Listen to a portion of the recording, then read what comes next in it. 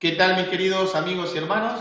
Estamos nuevamente juntos en una nueva clase bíblica. Continuamos estudiando el libro de Daniel. Hoy vamos a estudiar una de las profecías más extraordinarias, la de 2300 tardes y mañanas, justamente es el título de hoy, en la primera parte. Como siempre, debajo en la descripción te estoy dejando el link para que puedas descargar esta guía. Te invito a que lo puedas descargar, que puedas buscar tu Biblia y que juntos comencemos a estudiar este tema tan, pero tan fascinante que tiene que ver justamente con la iglesia en el tiempo del fin, la verdadera iglesia, la que tiene un mensaje especial. Pero antes de estudiar este tema, vamos a hacer una oración para que el Espíritu Santo nos pueda acompañar y entender correctamente todo lo que aprendamos hoy. Oremos. Amantísimo Padre que estás en los cielos, santificado sea tu nombre, Señor. Te damos gracias por esta posibilidad de poder estudiar tu palabra y de estudiar el libro de Daniel. Señor, humildemente te queremos suplicar que nos puedas guiar, que nos puedas acompañar, Señor, para entender correctamente. Te lo suplicamos todo esto en el nombre de Jesús. Amén.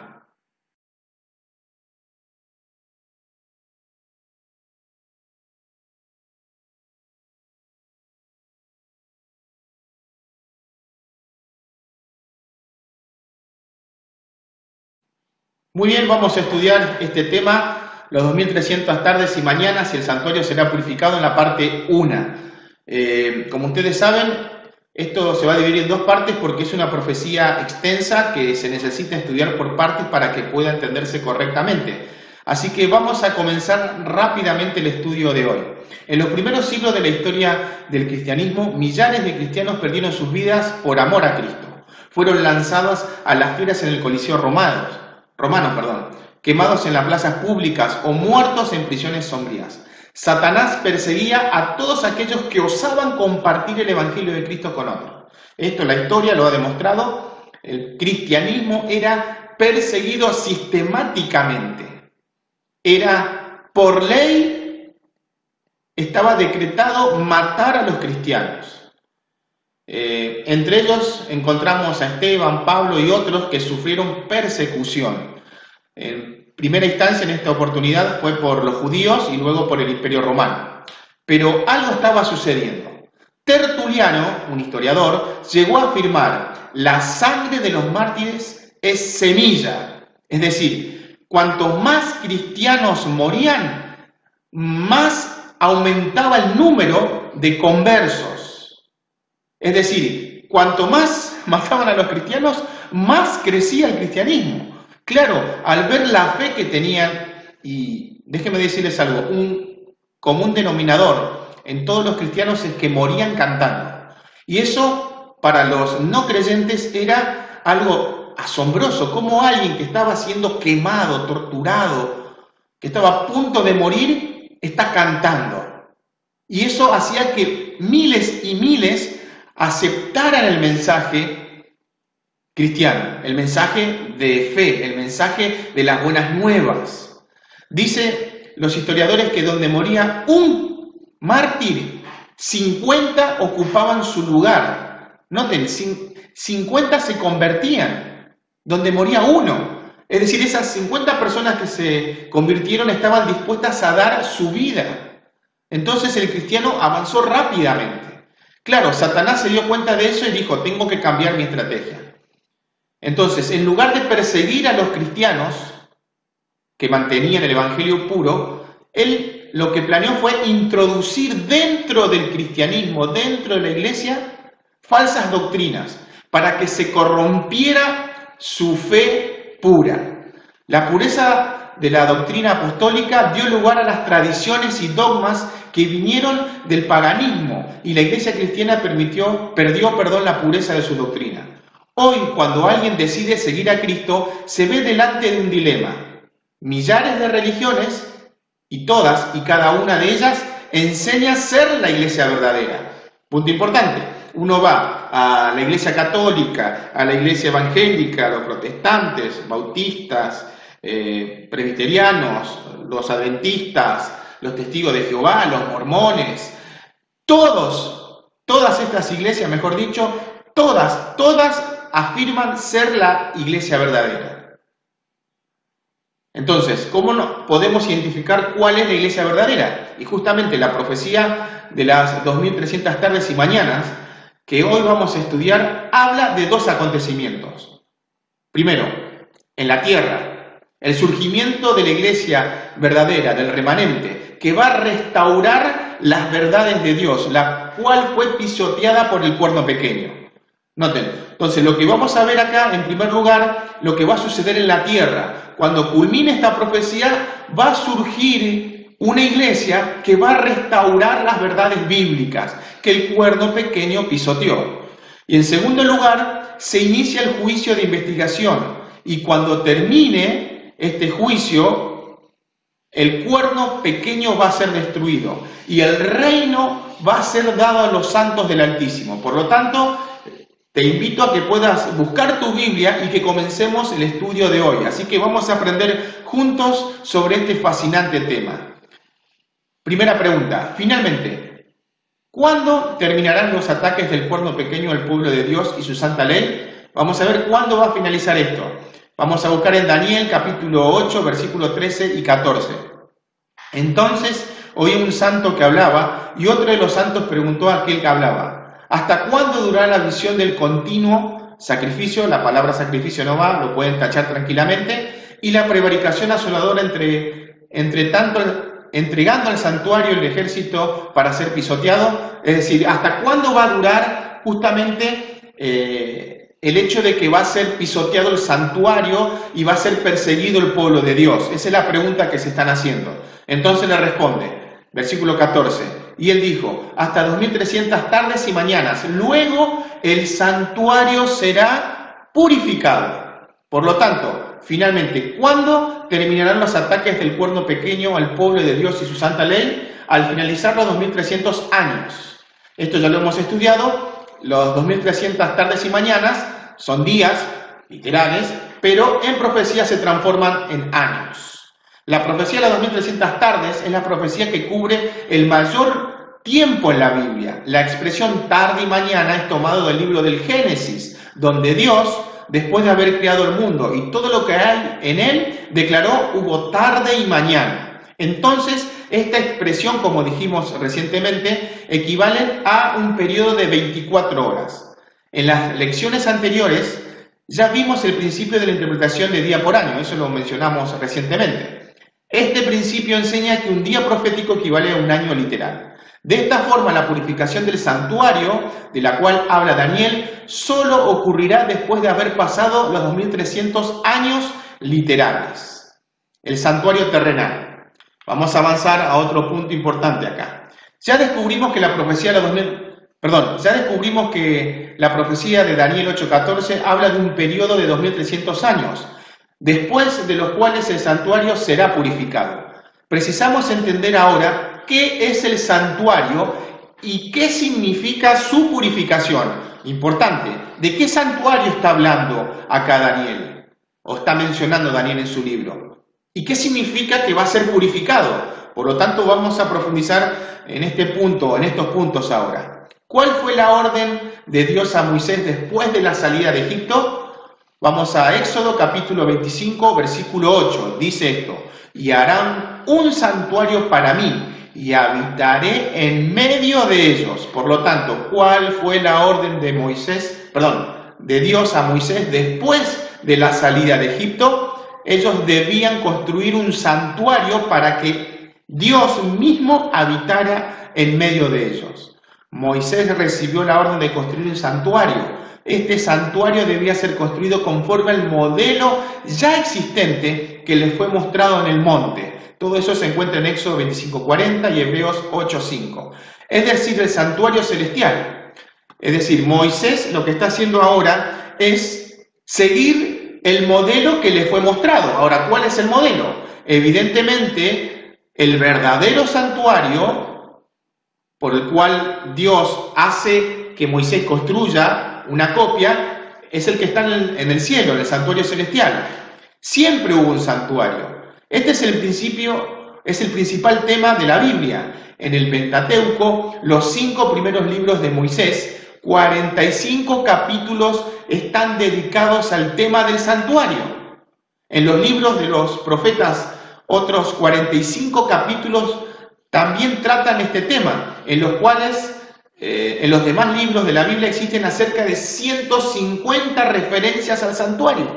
Noten que en toda la Biblia se menciona justamente sobre un santuario donde Dios mora y tiene un trabajo específico que hacer. Más que mora Dios, Dios está en un lugar específico para hacer un trabajo específico, que ahora lo vamos a ver. Así que avancemos rápidamente. Se cree que los salmos fueron escritos o recopilaciones para ser los cánticos utilizados en la adoración del santuario, acá en la tierra. Es decir, los libros de los salmos, que son 150 salmos, 150 capítulos, son los cánticos que se utilizaban en el santuario. El libro de Apocalipsis está estructurado sobre la base del santuario. Este libro posee 7 divisiones y cada una de ellas, cada división, se refiere a una escena del santuario celestial. Las epístolas describen a Jesús como sacerdote, como sumo sacerdote propiciatorio y ofrenda. Es decir, Jesús se presenta como el sacerdote, como el sumo sacerdote, y al mismo tiempo se presenta como ofrenda.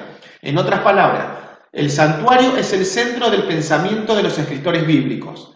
Por lo tanto, vamos a describir a continuación 2 servicios básicos realizados en el santuario. El servicio diario, que se realizaba todos los días, y el servicio anual, que se realizaba una sola vez al año. Acá podemos ver claramente cómo era, obviamente es un dibujo, ¿no?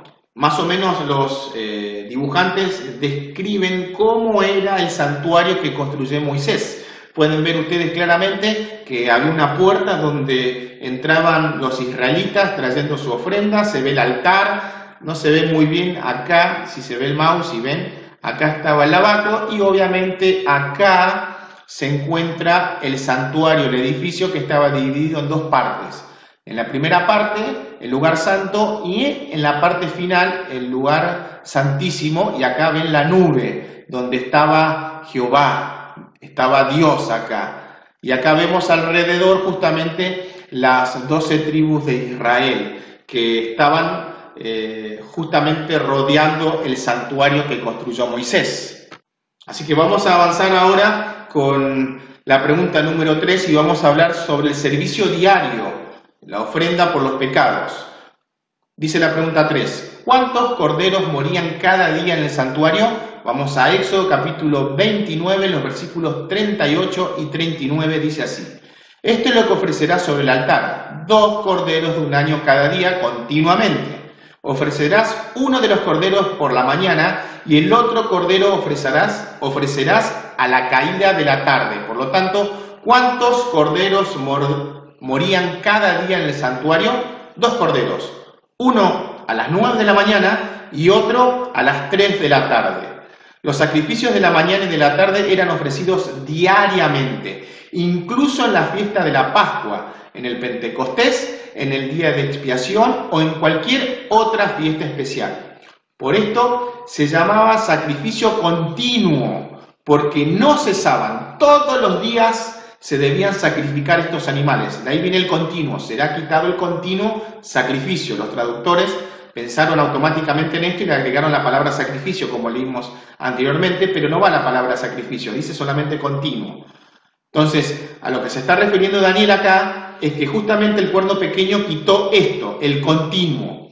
Y era una figura especial, un ejemplo del sacrificio de Cristo en la cruz del Calvario. Este sacrificio no era realizado por personas particulares, era ofrecido en favor del pueblo como un todo.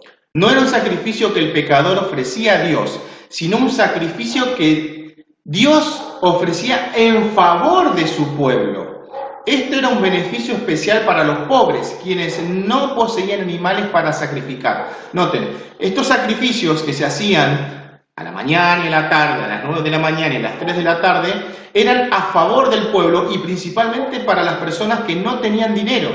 Entonces, toda persona que había cometido un pecado sabía sabía perfectamente que a las 9 de la mañana se estaba ofreciendo un cordero a su favor. Por lo tanto, a las 9 de la mañana o a las 3 de la tarde el pecador se arrodillaba mirando hacia el santuario, ofrecía una plegaria, una oración justamente para que Dios perdonara su pecado, y su pecado justamente era perdonado.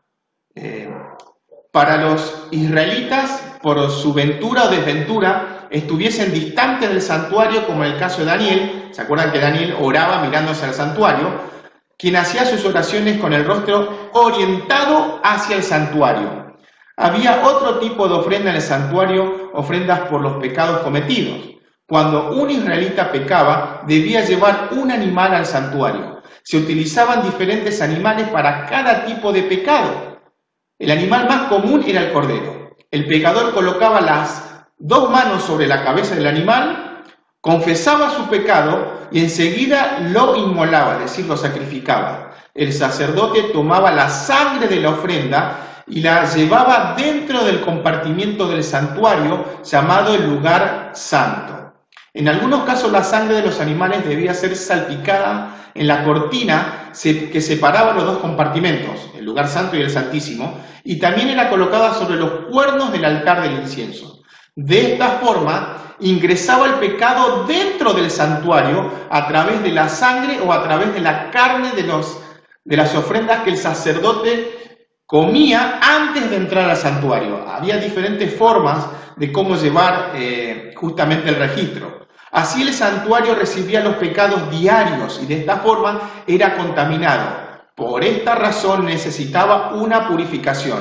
Lo que pasaba era lo siguiente: el pecador venía, traía el animal, confesaba sus pecados y simbólicamente sus pecados eran transferidos al animal. Ahora, ¿quién debía morir? El pecador. Pero como confesó sus pecados y eran transferidos al animal, el pecador estaba limpio, pero el que estaba ahora con el pecado o cargado de pecado era el animal, que era inocente, no tenía nada que ver. Pero la paga del pecado es muerte. Por lo tanto, ahora el animal que era inocente debía morir.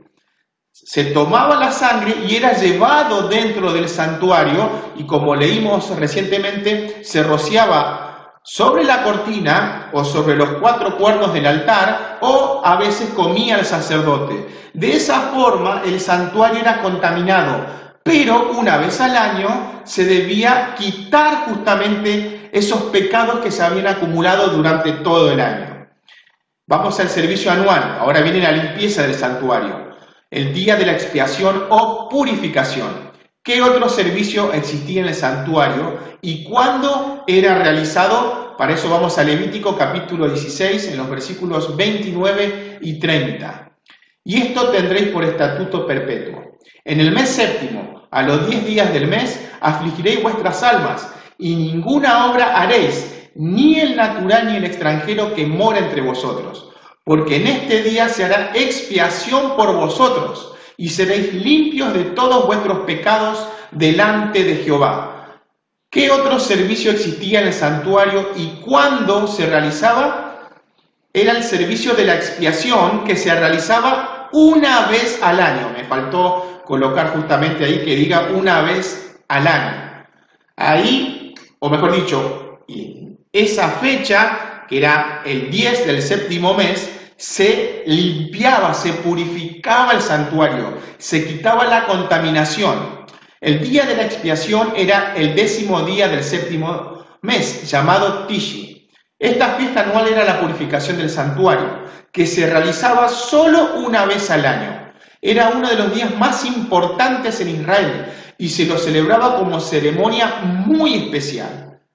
Habrán escuchado ustedes el día de Yom Kippur, el año nuevo de los judíos, que cae siempre en septiembre, octubre, porque va variando los meses, no son los mismos, no es el mismo calendario que tenemos nosotros. Esa es justamente la fiesta que se realizaba en el santuario terrenal, ¿sí? Que era figura y sombra de lo celestial. Durante todo el año el santuario era contaminado por los pecados que simbólicamente ingresaban mediante la sangre de los sacrificios. Así, los pecados eran perdonados y el pecador era considerado limpio, aunque sus registros quedaban grabados en el santuario y lo contaminaban. Por eso era necesario la purificación del santuario. Procedimientos preliminares. Ahora vamos a ver qué se debía hacer antes de realizar justamente esta ceremonia. Antes de realizar la ceremonia del día de expiación, ¿qué hacía el sumo sacerdote? Vamos a Levítico capítulo 16, los versículos 3, 4 y 11 al 14. Con esto, dice el versículo 3, entrará Aarón en el santuario, con un becerro para expiación y un carnero para holocausto. Se vestirá la túnica santa de lino, sobre su cuerpo tendrá calzoncillos de lino y se ceñirá el cinto de lino y con la mitra de lino se cubrirá, con las santas vestiduras, con ellas se ha de vestir después de lavar su cuerpo con agua. Versículo 11 al 14 ahora. Y hará traer a Aarón el becerro que era para expiación suya, y hará la reconciliación por sí y por su casa, y degollará en expiación el becerro que es suyo. Después tomará un incensario lleno de brasas de fuego del altar de delante de Jehová, y sus puños llenos de perfume aromático molido, y lo llevará detrás del velo. Es decir, lo va a colocar en el lugar santísimo. Por eso dice detrás del velo, donde se entraba una vez al año, y justamente en este día él estaba a punto de entrar. Pero primero debía hacer expiación por sus pecados, por su familia, y debía llevar las brasas en el lugar santísimo, como dijimos recientemente, y se debía vestir también con las ropas especiales. Y pondrá el perfume sobre el fuego delante de Jehová, y la nube del perfume cubrirá el propiciatorio que está sobre el testimonio, para que no muera. Tomará luego de la sangre del becerro, y la rociará con su dedo hacia el propiciatorio al lado oriental, hacia el propiciatorio esparcirá con su dedo 7 veces aquella sangre. Vemos todo lo que hacía en este día el sumo sacerdote, antes de realizar la ceremonia del día de la expiación. ¿Qué hacía el sumo sacerdote? Hacía una expiación por sí mismo, para estar limpio, puro, porque el sacerdote, o mejor dicho, el sumo sacerdote se iba a parar delante de Jehová. La Shekinah, donde en el lugar santísimo había solamente un mueble. Ese mueble era el arca del pacto, donde estaban los 10 mandamientos y tenía una tapa que se llama propiciatorio. Y sobre esta tapa había 2 querubines, 2 ángeles. Y en medio de los 2 querubines había una luz, que era la Shekinah, la presencia de Jehová, de Dios. La preparación para las fiestas de este año comenzaba 10 días antes. Esos días eran de arrepentimiento, destinado para operar un cambio en el corazón. El sumo sacerdote que dirigía la ceremonia tenía también una preparación especial. Primero, una semana antes de la expiación se mudaba para los recintos del templo para orar y meditar. Noten, era una preparación espiritual. Se mudaba desde su casa hacia el santuario. 2, se bañaba y vestía ropas santas. 3, vestía un cinturón blanco y una mitra de lino sin ostentación para estar delante de Dios. Y antes de comenzar la expiación por el pueblo, el sumo sacerdote debía hacer expiación por sus propios pecados. Debía estar limpio para ser el mediador entre Dios y su pueblo. Interesante todo lo que pasaba. Vamos a la 6ª pregunta, los ritos de la purificación. Ahora, ¿qué animales entraban en escena en el día de la expiación o purificación del santuario? Vamos a ver el Levítico en el capítulo 16, en los versículos 5 al 10. Vamos a ver qué animales se ofrecía en esta oportunidad. De la congregación de los hijos de Israel tomará 2 machos cabríos para expiación y un carnero para holocausto. Y hará traer a Aarón el becerro de la expiación que es suyo, y hará la reconciliación por sí y por su causa. Después tomará los 2 machos cabríos y los presentará delante de Jehová a la puerta del tabernáculo de reunión. Y echará suerte a Aarón por los 2 machos cabríos, una suerte por Jehová y otra suerte por Azazel. Ahora vamos a ver qué representaba justamente Azazel. Y hará traer a Aarón el macho cabrío sobre el cual cayere la suerte por Jehová y lo ofrecerá en expiación. Es decir, habían 2 machos cabríos, se echaban suertes El que caía la suerte de parte de Jehová era muerto, era ofrecido en expiación. Mas el macho cabrío sobre el cual cayere la suerte por Azazel, lo presentará vivo delante de Jehová para hacer la reconciliación sobre él, para enviarlo a Azazel al desierto. Por lo tanto, ¿qué animales entraban en escena en el día de la expiación o purificación del santuario? Como dijimos recientemente, 2 machos cabríos. Ahora, ¿qué representan justamente estos animales? 2 machos cabríos eran separados en el día 10º del 7º mes y eran sorteados. Uno representaba al Señor, a Jehová, y el otro, el chivo expiatorio, en hebreo significa Azazel. ¿Sí? Ahora, ¿quién era Azazel o qué representaba? Después de echar suerte sobre los machos cabríos, el sumo sacerdote tomaba un novillo y lo mataba, y un sacerdote colocaba parte de la sangre en un recipiente y lo molía de un modo que no se coagulara. Mientras tanto, el sumo sacerdote tomaba las brasas del altar en donde las ofrendas eran quemadas y las colocaba en un incensario. También llenaba sus manos de un suave incienso y llevaba ambos dentro del santuario en el lugar santísimo. Colocaba el incensario en el propiciatorio, el cual era cubierto por una nube para que él no muriese. Concluía esta parte. El sumo sacerdote salía para recibir al sacerdote la sangre del novillo. Es decir, el sacerdote tenía que matar el novillo, que era expiación suya, y la sangre, mientras que él hacía toda esta preparación, era movida para que no se coagulara, ¿sí? Entonces, llevaba esta sangre al lugar santísimo donde la salpicaba con sus dedos sobre el propiciatorio, en dirección al oriente. Por 7 veces hacía esto. Al volver del lugar santísimo, el sumo sacerdote mataba el chivo expiatorio, el que caía la suerte de parte de Jehová, porque ese chivo era justamente lo que iba a hacer Cristo, iba a morir por todos nosotros. Volvía a entrar al lugar santísimo donde asperjaba la sangre con sus dedos sobre el propiciatorio, como lo había hecho anteriormente con la sangre del novillo. Noten, entraba al lugar santísimo, hacía la expiación por sí, luego salía, tomaba la sangre del macho cabrío que cayó de parte de Jehová, que murió, y ahora repetía lo mismo. Sigue diciendo, después de esto, el sumo sacerdote volvía al patio y bendecía al pueblo. Entonces, cuando haya acabado de hacer expiación por el santuario, por el tabernáculo de reunión y por él, y por el altar, hará acercar el macho cabrío vivo. Ahora entra en juego el macho cabrío Azazel, en representación de Satanás, y lo mandaba al desierto donde moría solitario. Interesante lo que está pasando. Ahora, ya lo hemos dicho anteriormente, pero ¿qué simbolizaban estos 2 animales? Vamos a leer Hebreos 11, 9 al 14 y Apocalipsis capítulo 20, 1 al 3, 9 y 11. Ya les dije, el macho cabrío que moría, que era sacrificado, representaba a Jehová, lo que hizo Cristo. Y el macho cabrío Azazel representaba justamente a Satanás, que era arrojado al desierto, era abandonado. Con el transcurrir de los siglos, para asegurarse de que este macho cabrío Azazel no volviera con los pecados, porque iba a contaminar a todo el pueblo, era arrojado a un abismo. Interesante analogía porque vamos a leer justamente Apocalipsis capítulo 20. Por lo tanto, ¿qué simbolizaban estos 2 animales? Vamos a empezar. Hebreos 11 al 14. Hebreos 9, 11 al 14.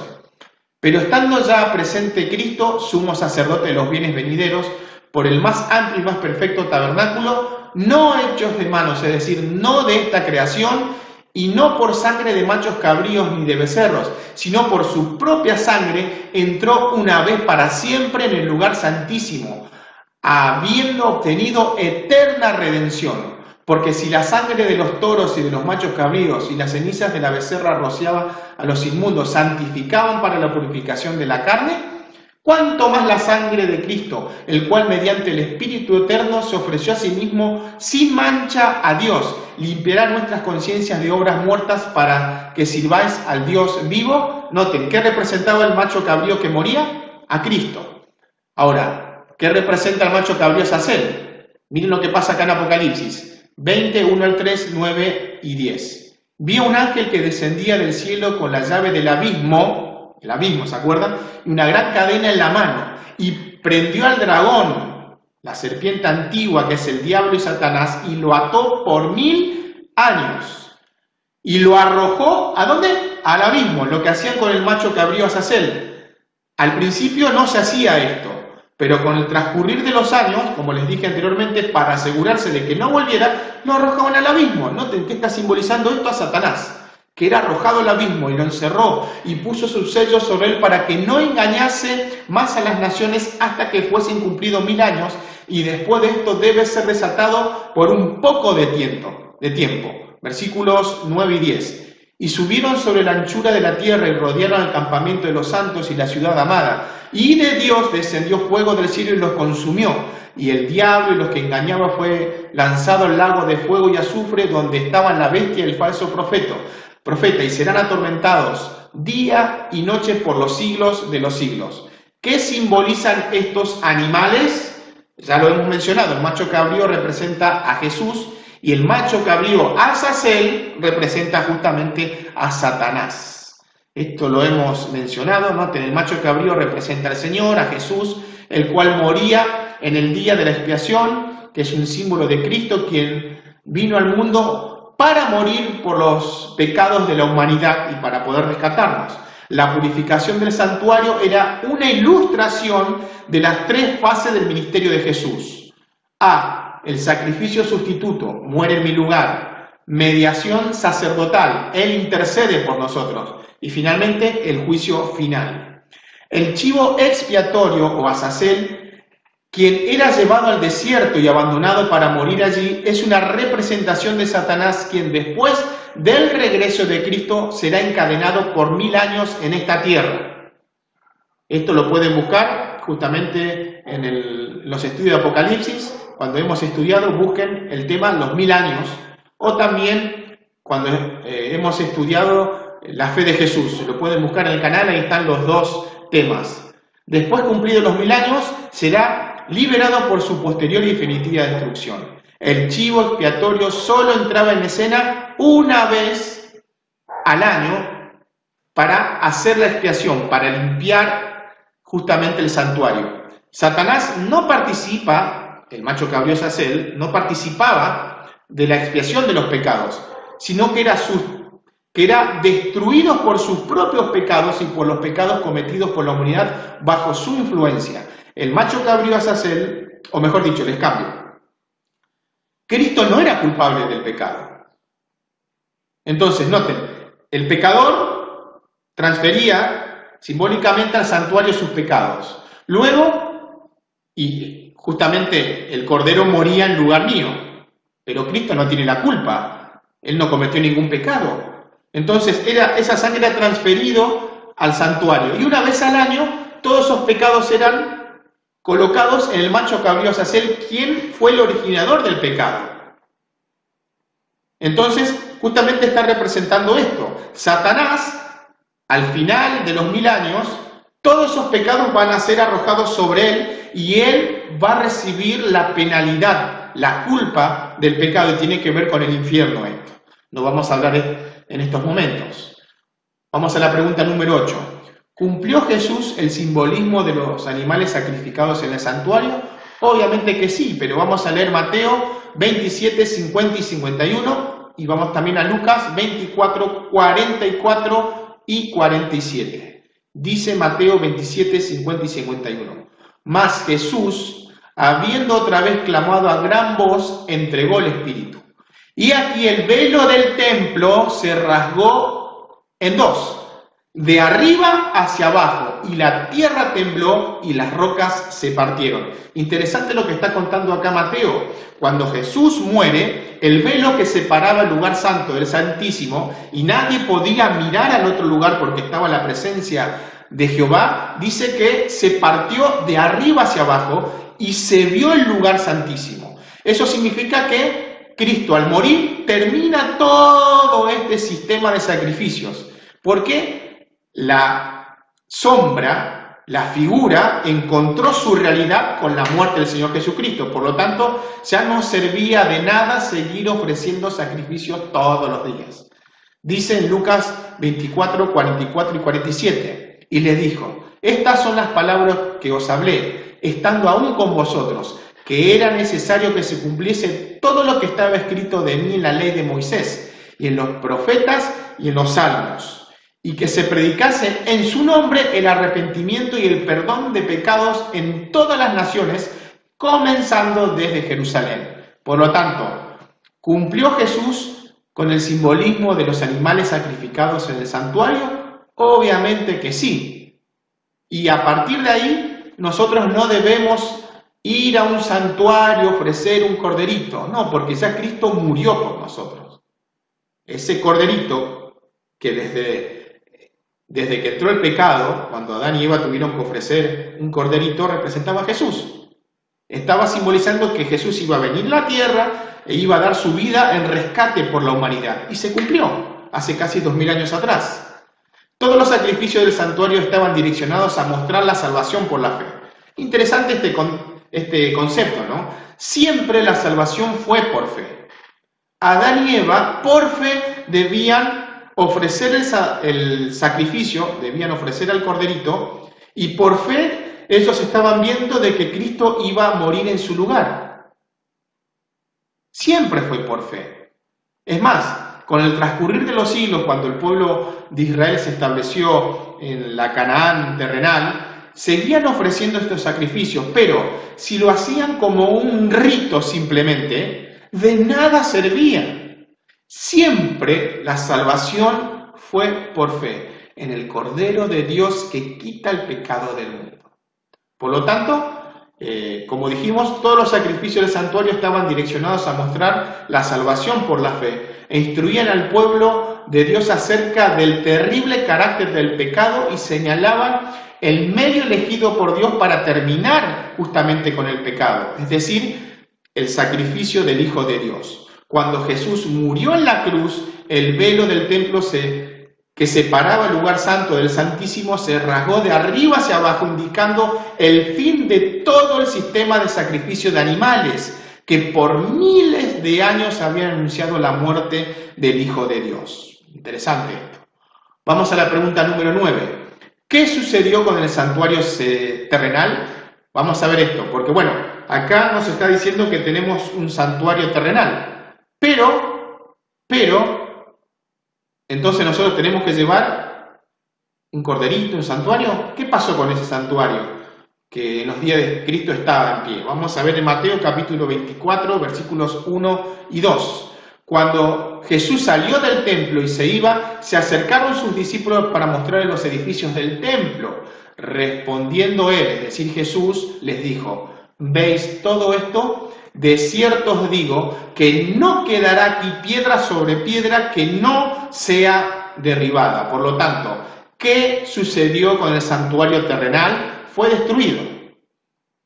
Así como había sucedido con Nabucodonosor, y lo hemos estudiado acá, cuando ellos fueron llevados cautivos a Babilonia y justamente fue destruido el santuario. Después se volvió a construir el segundo santuario, que este santuario estaba en pie en los tiempos de Cristo, pero en el año 70 después de Cristo fue destruido. No quedó piedra sobre piedra. Interesante esto en la historia, ¿no? Porque el santuario estaba lleno de oro, lo prendieron fuego y el oro se derritió y se metió entre las piedras, y los soldados romanos justamente buscaban el oro y empezaron a quitar piedra sobre piedra. Justamente lo que había dicho Cristo aproximadamente 40 años atrás. La trayectoria del santuario terrenal. El santuario terrenal fue el centro de adoración del pueblo de Dios durante siglos. La primera tienda fue construida por Moisés, ¿sí? Por orden divina. Acá vemos 3 santuarios: el santuario de Moisés, el santuario de Salomón y el santuario de Herodes, ¿sí? Cuando dije 2 santuarios me estaba refiriendo a 2 construcciones, ¿correcto? De construcciones de piedra estoy hablando. Este tabernáculo o tienda móvil, la que construyó Moisés, viajaba por el pueblo por el desierto en dirección a Canaán. Algunos estudiosos creen que durante este periodo de 40 años de peregrinación en el desierto, el tabernáculo fue cambiado o reestructurado 41 veces. Cuando finalmente llegó a Canaán, el tabernáculo fue establecido definidamente en Silo. Seguía siendo una carpa, una tienda, hasta que llegó justamente David, el rey David. Después que Dios le concedió la victoria sobre sus enemigos, sintió el deseo de construir un lugar digno de ser la morada del Altísimo. Pero por el hecho de haber sido un hombre de guerra, Dios no le permitió edificar el templo y encomendó la labor a su hijo Salomón. Lo que hizo David fue muy loable, porque él sintió un deseo vivo de construir un lugar donde Dios pudiera morar. Dice, yo tengo casas hechas de piedra y Dios está en una tienda. Y Dios le dijo, tú no puedes construir porque tienes demasiada sangre en tus manos. Fuiste un hombre de guerra.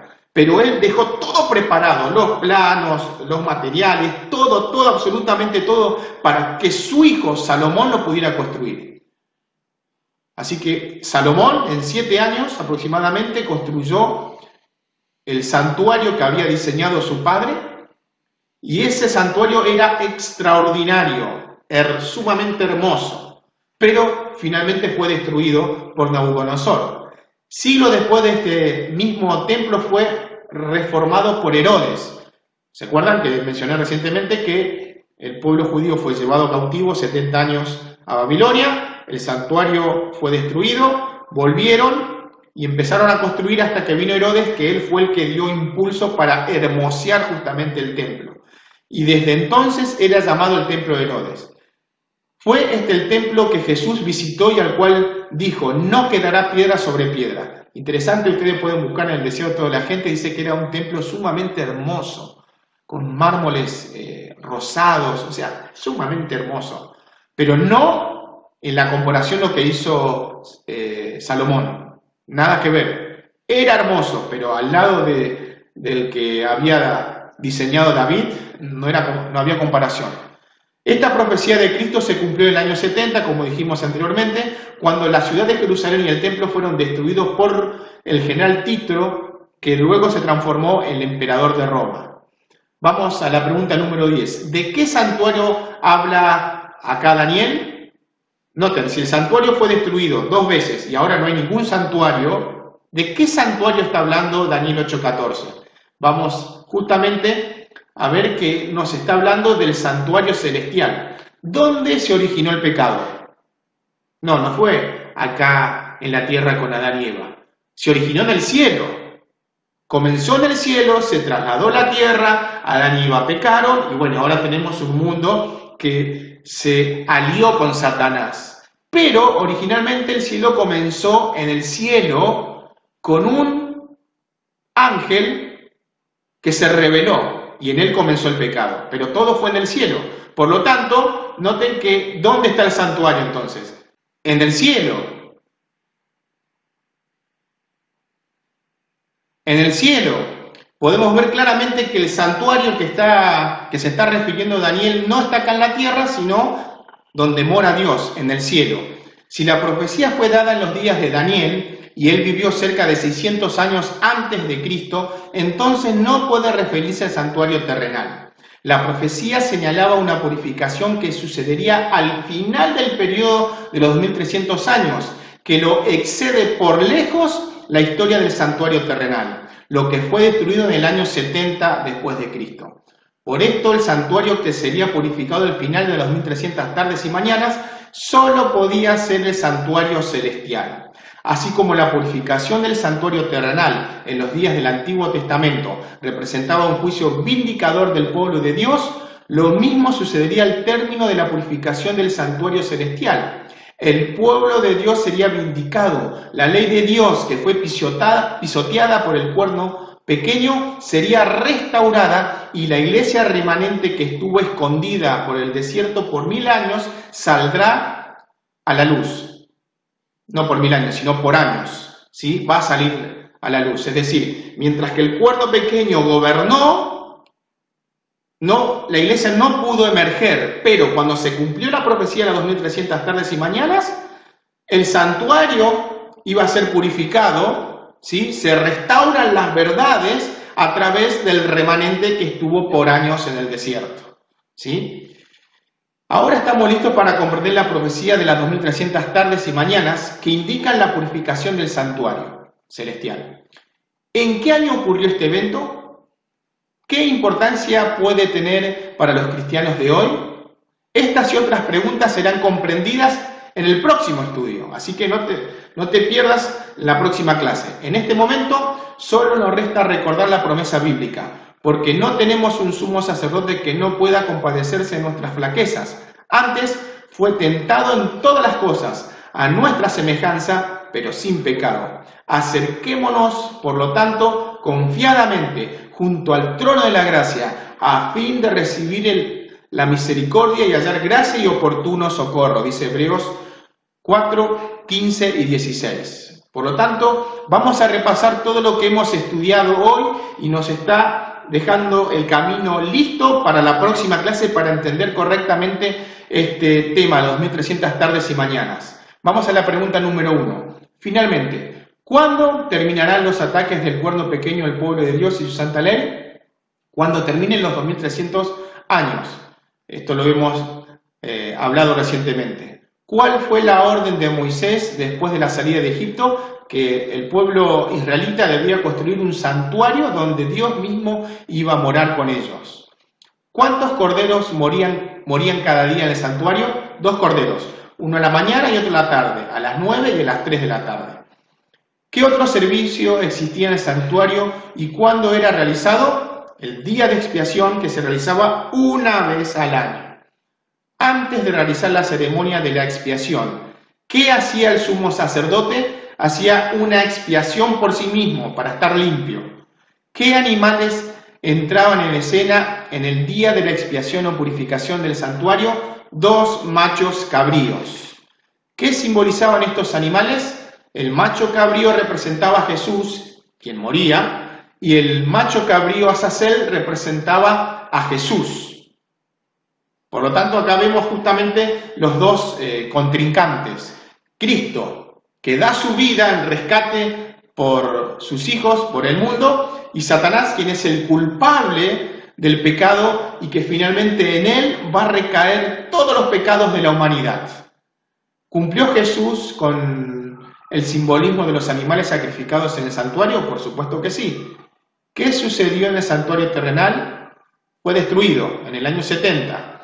¿De qué santuario se habla en Daniel 8:14? Por lo tanto, del santuario celestial. Así que hemos avanzado con el estudio hoy de manera extraordinaria, así que nos queda la próxima clase para estudiar este tema y profundizar un poco más. Después de aprender del maravilloso sacrificio de Jesús en la cruz por mí, en cumplimiento de toda la simbología del santuario terrenal, donde inocentemente moría por el pecador, deseo tomar las siguientes decisiones. Ahora ha llegado el momento de tomar mi decisión personal después de haber estudiado todo esto.